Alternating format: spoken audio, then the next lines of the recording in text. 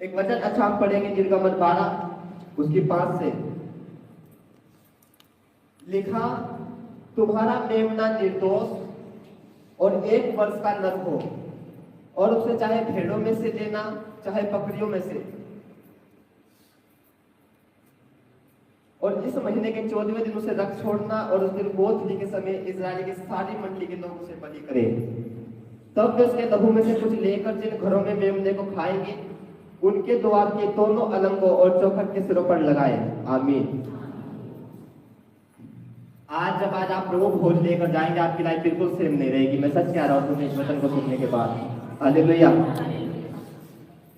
ये उस समय की बात और घटना है जब परमेश्वर इजराइलियों को 2 भाग समुद्र करके पार निकाल चुका था, लाल समुद्र से बाहर ले आया था उनको। तब परमेश्वर ने उनको एक विधि दी थी, एक त्योहार मनाने के लिए उनको कहा था। आज हम इसे नहीं मनाते, आज हम इसे बड़े तौर पर मनाते और आत्मिक नजरे से मनाते हैं, क्योंकि आज हम कोई बलियां नहीं देते, क्योंकि यीशु मसीह एक ही बार बलि हो चुके हैं, किसी बलि की जरूरत नहीं है। लेकिन इसे समझना जरूरी है। जब परमेश्वर ने विधि दी थी उनको तो कहा था, तुम्हारा मेमना निर्दोष और 1 वर्ष का नर हो, और उसे चाहे भेड़ों में से लेना चाहे बकरियों में से लेना। मैं तुम्हें क्यों बता रहा हूँ, ताकि तुम्हें उसको अच्छे से समझ आ जाए। मैं तुम्हें बताने वाला हूँ। जब परमेश्वर ने उनको आज्ञा दी थी तो कहा था कि जब तुम अपनी मंडली और अपने घराने के अनुसार इकट्ठे होंगे तो तुम साल में एक बार एक पर्व मनाना, फसह का पर्व। और जितने तुम्हारे घर में लोग होंगे, 6 लोग होंगे, 7 लोग होंगे, उनके खाने के अनुसार तुम एक मेमना लेना।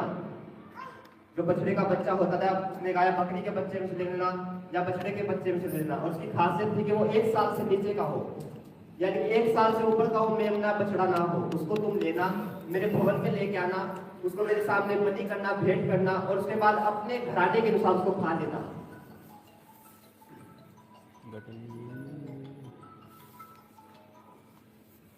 हालेलुया। उसने कहा तुम इसको फिर खाना। हमेशा याद रखना, जब जब आप कुर्बानी देखेंगे और बलियां देखेंगे, यानी कि आप छुटकारे को देखेंगे। पुराने नियम में कुर्बानियां होती थी, बलियां होती थी और लोगों के पाप माफ होते थे। लेकिन वो कुर्बानी और वो बलियां जो भेड़ बकरियों की होती थी, वो इंसान को सदा के लिए नहीं छुड़ा सकती थी। वो उनकी आत्मा, उनके दिल को अंदर से साफ नहीं कर सकती थी। वो पाप करते थे, कुर्बानी देते थे, माफी मिल जाती थी, लेकिन दोबारा जाकर फिर पाप करते थे, नशे करते हुए, विचार करते, पाप करते, ऐसे वो काम करते थे, क्योंकि वो कुर्बानी को शुद्ध नहीं कर पा रहे थे। ये कुर्बानी एक निशानी दी थी परमेश्वर ने आने वाले समय के लिए कि बिना कुर्बानी के पापों की माफी नहीं है और तुम्हारे लिए कुर्बानी दी जाएगी। ये एक उसका ट्रायल था, एक उदाहरण था उसका, ना कि पूरी कुर्बानी थी। तो परमेश्वर ने कहा उनको कि तुम एक त्योहार साल में मनाना। क्यों मनाना? ताकि तुम्हें याद रहे कि तुम बंधनों में थे, मैं तुम्हें छुड़ा के लेकर आया था, और ये त्योहार आनंद का त्योहार होगा। ये दिन तुम्हारे आनंद के दिन होंगे। इन दिनों में तुम छुटकारों को पाया करोगे। इन दिनों में तुम्हारे दुख खत्म होया करेंगे। ये ऐसा तुम्हारे लिए त्योहार होगा। तो उनके लिए क्या विधि थी कि तुम एक नर लेकर आना। नर पशु मतलब या तो बछड़ा हो या मेमना हो या बकरी का बच्चा हो, लेकिन शर्त ये कि वो 1 साल से नीचे का हो। 1 साल से नीचे का क्यों? लेकिन परमेश्वर का मतलब ये था उनको समझाना कि वो निर्दोष होना चाहिए। जो किसी बकरी पर ना चढ़ा हो, जिसे अच्छे बुरे का ज्ञान ना हो, जो 1 साल से नीचे का हो, उसको लेके आना तुम, और उसे बलि करके तुम उसे खाना। जब उसे खाओगे तो उसने क्या कहा था? 7 आयत हम पढ़ेंगे इसमें। फिर लिखा था, उसके लहू में से कुछ लेकर, यानी कि उसके खून में से कुछ लेकर जिन घरों में तुम मेमने को खाओगे उनके द्वार यानी उनके दरवाजों के दोनों अलंगों पर और चौखट के सिरे पर तुम लगा देना। उसने कहा था जब तुम उसे बलि करोगे तो जो उसका लहू होगा, उसका खून होगा, उसे तुम जिस घर में बैठकर खाओगे उस घर के दरवाजों को लगा देना, अलंगों को लगा देना। अब मैं आपको बताता हूँ, आपको मालूम है ये जो भेंट परमेश्वर ने अपने घर में लाने को कहा था इजराइलियों को कि तुम या तो मेमना लेके आना, बकरे का बच्चा लेके आना कुर्बानी के लिए, तो उसकी दो नियम थे उसके कि एक तो वो नर हो, यानी कि वो फीमेल ना हो, बकरी ना हो, बछड़ी ना हो, यानी कि वो बछड़ा हो या वो बकरा हो, और दूसरा ये कि वो 1 साल से नीचे का हो और निर्दोष हो और पहलौठा हो। यानी कि जिस बकरी का वो बच्चा होगा वो दूसरे नंबर का ना हो, तीसरे नंबर का ना हो, पहले नंबर का हो। अब ध्यान से सुनो, जब यूहन्ना बपतिस्मा दे रहा था जंगलों में लोगों को और अपने चेलों को, उसके साथ उसके चेले थे, तो जब यीशु मसीह उसके पास आ रहे थे बपतिस्मा देने के लिए, तो यूहन्ना ने क्या कहा था? देखो परमेश्वर का मेमना जो जगत के पापों को अपने ऊपर उठाए लिए जाता है। क्या कहा था? देखो परमेश्वर का मेमना। एक कुर्बानी थी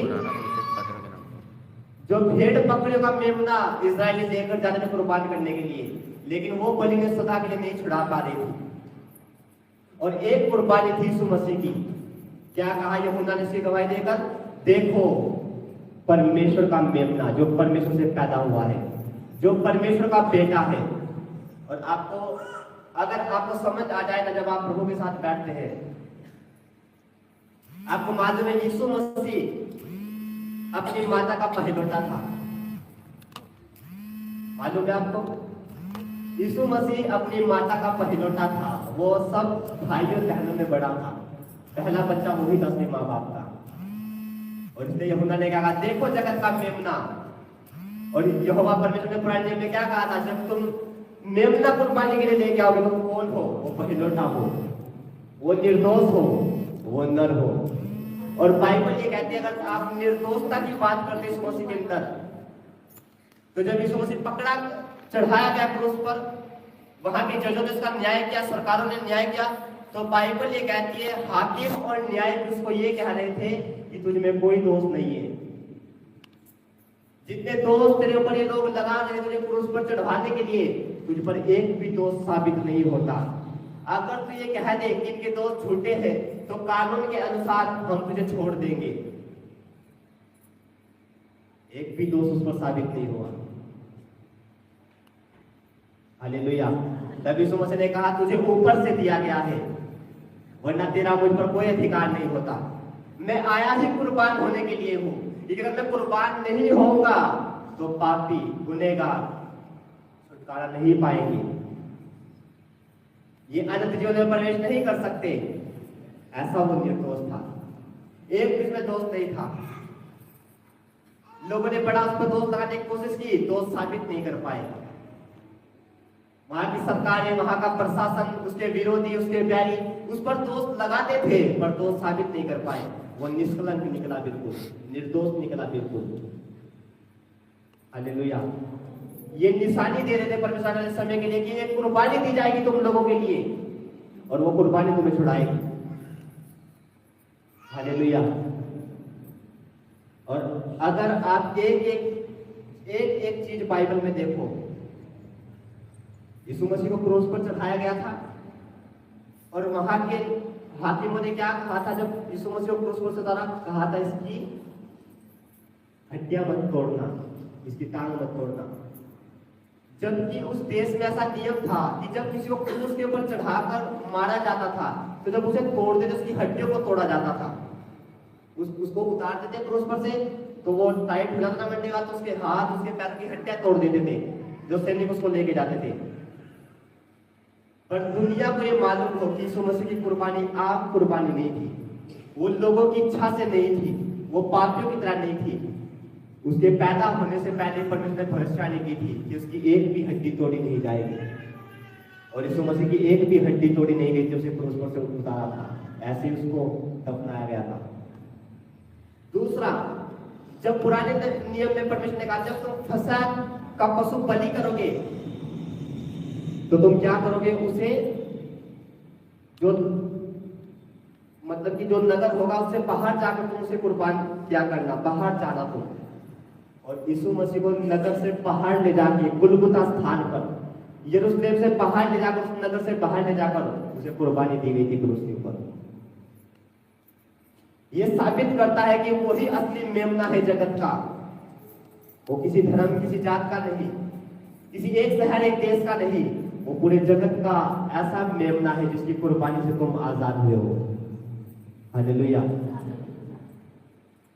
अब ध्यान से सुनो, अब वो कुर्बान हुआ।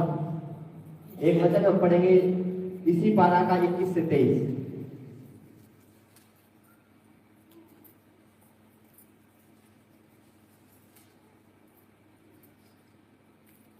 तब मूसा ने इस्राएल के सब पुण्य को बुलाकर कहा, तुम अपने अपने कुल के अनुसार एक मेमना अलग कर रखो और फसह का पशु बलि करना,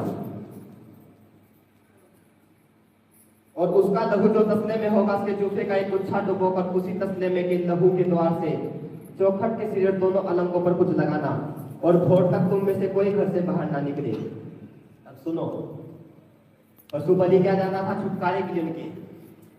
अब अंत समय में यीशु मसीह एक निर्दोष बलि बन गया पापी गुनहगार के लिए, कि वो एक ही बार चढ़ाया जाए, बार बार बलियां ना करनी पड़े लोगों को, एक ही बार वो चढ़ाया जाए, सभी के पापों को माफ कर दे जो उसके ऊपर विश्वास करते हैं। इसीलिए जो लोग परमेश्वर के ऊपर विश्वास करते हैं, जो मसीह बन चुके हैं, अपने पापों से मन फिरा चुके हैं, उसके नाम में बपतिस्मा ले चुके हैं, उसे अपना उद्धारकर्ता मान चुके हैं, उन्हें किसी बलि की जरूरत नहीं है, उन्हें किसी चढ़ावा चढ़ाने की जरूरत नहीं है। आपको मालूम है, अगर हमें खुशबू के वजह से यहाँ अगरबत्ती भी लगानी हो, मैं अपने लोगों को मना करेगा कि यहाँ मत लगाओ, तुम परफ्यूम छिड़क दो। क्यों? अगर तुमने तो लगाई है वो अगरबत्ती खुशबू के लिए, बट लोग सोचेंगे शायद हमको ऐसे करके परमेश्वर को प्रसन्न करना है। तो अगर तुम मसीह में हो, तुम नई सृष्टि हो, यीशु मसीह तुम्हारे लिए कुर्बान हो चुके हैं, कुर्बानी दे चुके हैं, तुम्हें कुछ चढ़ाने की जरूरत नहीं है परमेश्वर के सामने, ना तुम्हें कैंडल जलाने की जरूरत है। यहाँ तक कि वो तो एक ट्रेंड है जिसको लोग समझते हैं, क्रिश्चियन लोगों का मतलब है मोमबत्ती जलाकर प्रार्थना करना। बाइबल के अकॉर्डिंग और यीशु मसीह के अकॉर्डिंग तो ये भी रोंग है। यहाँ तक कि जो लोग अपने घर में पोस्टर्स लगाते हैं और कहते हैं कि ये यीशु मसीह है, उनके आगे हाथ जोड़कर प्रार्थना करते क्रिश्चियन लोग भी। परमेश्वर ने क्या कहा था? तुम कोई चित्र खोदकर मत बनाना, मेरी कमांड को मानना, मेरी आज्ञा को मानना। तो बाइबल के अनुसार तो क्रिश्चियंस भी गलत है जो पोस्टर्स भी लगाते हैं। अगर इसलिए आप मेरे घर में देखेंगे, आप चर्च में देखेंगे, आपको कहीं कुछ नहीं मिलेगा, कोई तस्वीर नहीं। ये भी नहीं कि यीशु मसीह की है, नहीं, सिर्फ आपको क्रूस मिलेगा, वो निशानी मिलेगी जिसने वे जीवन दिया है। तो अगर आप क्रिश्चियन है, आप मसीह है, तो फिर आपको किसी बलि की जरूरत नहीं है। अगर आप वो करते हैं तो आप यीशु मसीह के क्रूस को व्यर्थ ठहराते हैं, फिर उसका बलिदान आपके किसी काम का नहीं है। और बाइबल कहती है सिर्फ यीशु मसीह की कुर्बानी और बलिदान ही है जो आपको छुटकारा दे सकता है। हालेलुया। मूसा ने उनको कहा कि उसका लहू जो तसले में होगा उसे जूफा के गुच्छा डुबोकर उसी तसले में लहू से द्वार के चौखट के सिरे और दोनों अलंगों पर कुछ लगाना, और भोर तक तुम में से कोई घर से बाहर ना निकले। ठीक है, यहोवा देश के बीच होकर मिस्रियों को मारता जाएगा। इसलिए जहां जहां वह चौखट के सिरे और दोनों अलंगों पर उस लहू को देखेगा, वह वहां उस द्वार को छोड़ जाएगा और नाश करने वाले को तुम्हारे घरों में मारने के लिए ना जाने देगा।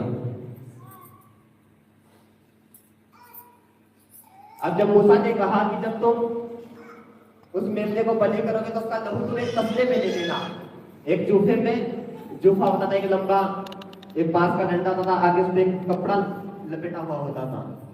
तो कहा कि तुम उससे जो तसले में लहू होगा मेमने का, उसमें तुम डुबोना और उसे लगाकर अपने घरों की चौखट पर लगा देना, अपने दीवारों पर लगा देना, जो तुम्हारे गेट होंगे, दरवाजे होंगे, उस पर तुम लगा देना।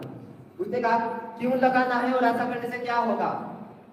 उसने कहा जब परमेश्वर तुम्हारे विरोधियों का नाश करेगा, मिस्रियों का, जो तुम्हें गुलाम में मेरे बंधनों में रखते हैं, उसने कहा था यहोवा रात को निकलेगा और वो मारता हुआ जाएगा, पर जहां कहीं वो लहू लगा हुआ देखेगा उस घर को वो छोड़ जाएगा।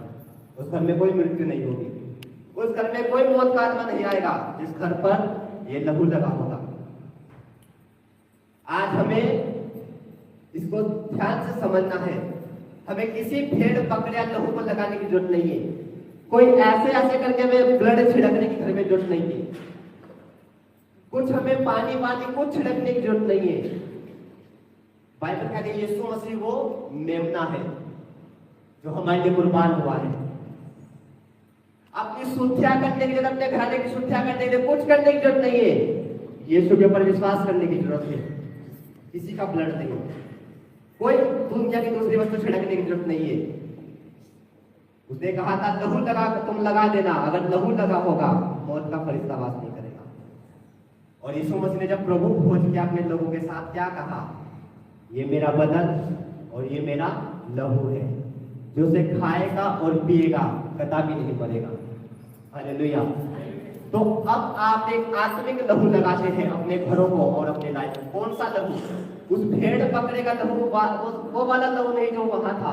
कौन सा लहू? यीशु मसीह क्रूस पर तेरा लहू बहाया गया है मेरे छुटकारे के लिए।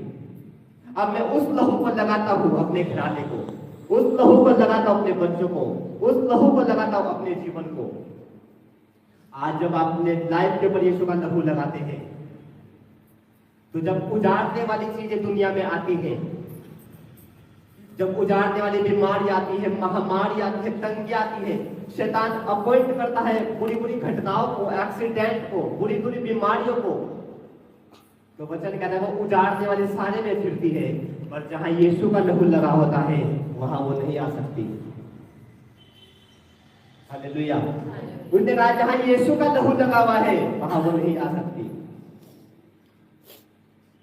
इसलिए तो उसने कहा था अगर तुम मेरा लहू पियोगे, मेरा बदन खाओगे, तुम कदापि नहीं मरोगे, तुम कभी नहीं मरोगे। यह है प्रभु भोज का मतलब, यीशु मसीह के लहू का मतलब। क्या तुम लगाते हो उसे अपनी लाइफ पर? ये था उसकी कुर्बानी का मूल्य जो लहू बहाया। वो वेट नहीं बहाया गया। तुमको लगता है यीशु मसीह को कोड़े पड़ रहे हैं, यीशु मसीह का ब्लड टपक रहा है, क्यों टपका वो लहू? आपके और मेरे छुटकारे के लिए। उसने कहा जहां कहीं लहू लगा होगा मैं छोड़ जाऊंगा। अपनी लाइफ को चेक करो और देखो क्या लहू लगा हुआ है कि नहीं। यीशु मसीह कुर्बान तो हो गया, क्या तुमने उस मेमने में से खाया कि नहीं? खाया तुमने? ठीक है, परमेश्वर ने कहा जब तुम मेमना बलि करोगे तो उसे खाना है, और जो उसका लहू तुमने निकाला है उसे चौखटों पर लगाना है। जिस घर में बैठकर खाओगे उसे लहू में छुपा देना है। आप एक आत्मिक घर है, क्या अपने आप को लहू में छुपाते हैं? आपके लिए जीवित मेमना यीशु मसीह कुर्बान हुआ है, क्या आपने उसे खाया है? दो तरीके से उसको खाना है। एक है फिजिकल जिसको खाना, जैसे हम खाते कि हमने बपतिस्मा लिया है और आप देखते हैं आपको रोटी दी जाती है, दाखिल दिया जाता है, तो आप उसे फिजिकली खाकर विधि को पूरा कर रहे हैं परमेश्वर की, आप उसे खा रहे हैं। पहले नंबर पर ये है। तो कितने लोग हैं जो पहले नंबर में है? एक यीशु मसीह ने कहा कि जो कोई इस मेज में शामिल नहीं होगा जो धरती पर लगती है, जो यहाँ लगती है प्रभु भोज में बैठते हैं, उसने कहा वो स्वर्ग में भी उस मेज पर नहीं बैठ पाएगा जो स्वर्ग में लगेगी। तो सोचो कितने लोग हैं आप में से जो पहले पॉइंट को पूरा कर रहे हैं, जो फिजिकली इस भोजन को लेते हैं। इसलिए शैतान नहीं चाहता आप बपतिस्मा ले, इसलिए वो नहीं चाहता आप मन खिलाए। वो कहता है अभी तो थोड़ा सा पाप करता है, थोड़ा गलती करता है, 100-200 रुपए की हेरा फेरी करता है, थोड़ा झूठ बोल लेता है, अगर बपतिस्मा ले लेगा तो तुझे पूरा साफ होकर प्रभु के साथ चलना होगा। वो तुम्हारे अनंत काल के राज्य को छीन रहा है तुमसे, थोड़ा सा लालच तुम्हें दिखाकर। तुम्हें मालूम है आप और मैं इंसान जो मसीह बन चुका है, आप स्वर्गदूतों से भी उत्तम है। स्वर्गदूत भी उतने उत्तम नहीं है जितने उत्तम आप। यहाँ तक कि आप स्वर्गदूतों का भी न्याय करेंगे। आप और मैं इंसान, स्वर्गदूतों के पास वो पावर नहीं है जो आपके मेरे पास पावर है। आपने टेस्टमनी सुनी थी जो बयान दे रही थी कि स्वर्गदूत आपस में बात नहीं कह रहे कि यार चलो हम इसको चंगा करते हैं। दूसरा स्वर्गदूत क्या कहता? हमारे पास चंगा करने की पावर नहीं है, खुदा के दास के पास है। आप स्वर्गदूतों से उत्तम है परमेश्वर की नजरों में। जो आप कर सकते वो स्वर्गदूत भी नहीं कर सकते। इतने किफायती आप परमेश्वर की नजरों में। तो क्या आप पहले वाले उस फिजिकली प्रभु भोज में हैं या उससे भी वंचित है? अभी जो पहले उस फिजिकली मेज में शामिल होगा वो भी उस स्वर्ग में, उस भोज में शामिल होगा जो स्वर्ग में लगेगी। तो अगर नहीं हो तो प्रभु से प्रार्थना करो, अपना मन फिराओ और अपने पापों से पश्चाताप करके उसके नाम में बपतिस्मा लो। Hallelujah, hallelujah. क्या कहा था मूसा ने? परमेश्वर ने मूसा की तरह मेमना बलि करना, उसको खाना। आज हमारा मेमना कौन है? यीशु मसीह। अब वो बलि हो चुका है कि नहीं? कुर्बान हो चुका है कि नहीं? आपने उसको खाया है कि नहीं? यीशु ने क्या कहा था अपने चेलों को? जो मेरे मांस को नहीं खाता वो मुझ में सहभागी नहीं है, क्योंकि मेरी मांस सचमुच खाने की वास्तविक वस्तु है। और कुछ लोग कह देंगे, यार ये क्या बात करता है ये आदमी, कौन इसका मांस खा सकता है? क्योंकि उनको लगा कि यीशु मसीह कह रहा है कि तुम्हें मेरा मांस वैसे खाना पड़ेगा, तो वो चले गए कुछ का कुछ सोचकर। जबकि यीशु मसीह उस आत्मिक मांस की बात कर रहा था कि जो जीवन में जी रहा हूं तुम्हें जीना होगा, उसे आत्मिक रीति से फॉलो करना होगा, शरीर में भी फॉलो करना होगा। और वो चले गए।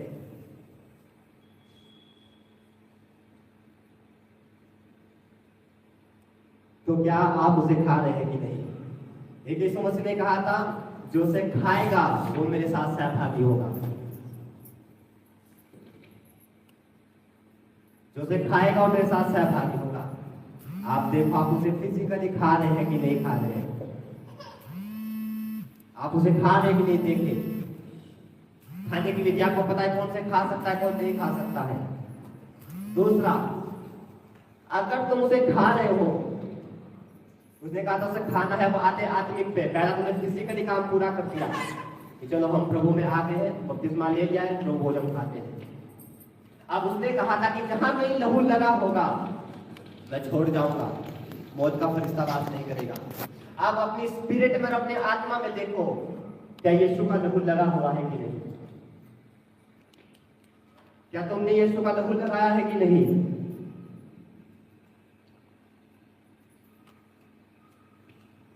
देखो वो लगाया है कि नहीं?